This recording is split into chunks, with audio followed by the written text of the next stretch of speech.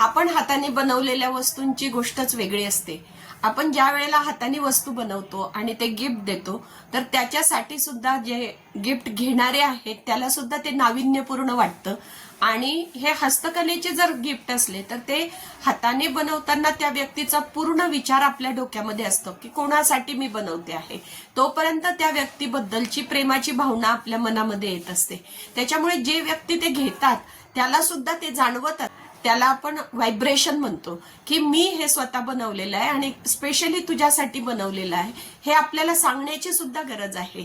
तसं जर आपण सांगितलं की हे मी खास तुझ्यासाठी बनवलेलं गिफ्ट आहे आणि एक्सक्लुझिव्हली फक्त तुझ्यासाठी बनवलेलं आहे, त्यावेळेला समोरच्याला सुद्धा खूप आनंद होतो की ह्या व्यक्तीने माझ्यासाठी एवढा वेळ हे गिफ्ट बनवण्यासाठी घालवलेला आहे. त्यामुळे पुढे तुम्हाला जिथे गिफ्ट द्यायचं असेल तर हँडमेड गिफ्ट जर तुम्ही दिलं, तुम्हाला स्वतःला येत नसलं तरी तो विकत घेऊन जर तुम्ही दिलं तर कलाकारांना सुद्धा मदत होते आणि घेणाऱ्यालाही छान वाटतं आणि तुम्हालाही चांगलं वाटतं आणि कलाकृतींना डिमांड तयार होते आणि ऑटोमॅटिक मार्केटिंग सुद्धा वाढतं. तर हे सगळं इंडियन इकॉनॉमीमध्ये झालं पाहिजे. हस्तकलेला किंमत मिळाली पाहिजे आणि मान पण मिळाला पाहिजे.